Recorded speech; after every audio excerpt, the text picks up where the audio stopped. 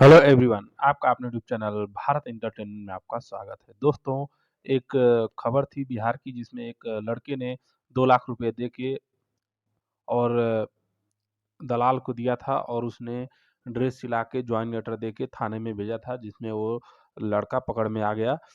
फर्जी काम फर्जी तरीके से यूपीएससी के एग्जाम से आईपीएस बनने की कोशिश कर रहा था।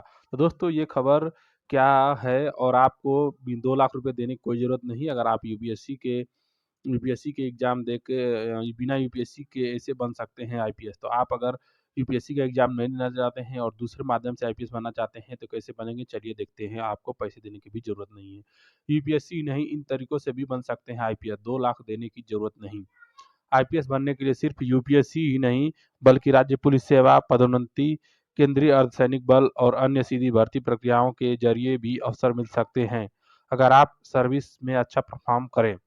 आईपीएस इंडियन पुलिस सर्विस बनने का सपना हर साल हजारों युवाओं का होता है। ज्यादातर लोग मानते हैं कि आईपीएस अधिकारी बनने के लिए यूपीएससी सिविल सेवा परीक्षा सीएसई पास करना ही एकमात्र तरीका है, लेकिन कुछ अन्य तरीके भी हैं जिनके जरिए आप आईपीएस अधिकारी बन सकते हैं। आइए जानते हैं उन रास्तों के बारे में जिनसे आप बिना यूपीएससी परीक्षा दिए भी आईपीएस बनने का सपना साकार कर सकते हैं। राज्य पुलिस सेवा, स्टेट पुलिस सर्विस। पहला है, आप कैसे बन सकते हैं राज्य पुलिस सेवा के जरिए। राज्य पुलिस सेवा के जरिए भी आईपीएस बनने का मौका मिलता है। प्रत्येक राज्य में state public service commission SPSC द्वारा राज्य पुलिस अधिकारियों की भर्ती की जाती है। इनमें सब इंस्पेक्टर, एसआई या DYSP, deputy superintendent of police की भर्ती होती है। यदि आप डीवाईएसपी के पद पर चयनित होते हैं तो आपको सेवा में अच्छा प्रदर्शन करने का अवसर मिलता है, तो आपको प्रमोशन के जरिए आईपीएस कैडर में नियुक्त किया जा सकता है। इसके लिए आपके पास कम से कम 8 से 10 साल की सेवा अनुभव और उत्कृष्ट प्रदर्शन होना चाहिए। इसके बाद आपको केंद्रीय गृह मंत्रालय की सिफारिश पर आईपीएस रैंक मिल सकती है। हालांकि यूपीएससी सिविल सेवा परीक्षा सबसे सामान्य तरीका है, लेकिन कुछ राज्यों में सीधी भर्ती के जरिए भी उप निरीक्षकों और निरीक्षकों को पुलिस सेवा में लिया जाता है। भारतीय रिजर्व बटालियन आईआरबी और अन्य सशस्त्र बलों में भर्ती होकर भी आपको आईपीएस रैंक तक पहुंचने का अवसर मिल सकता है।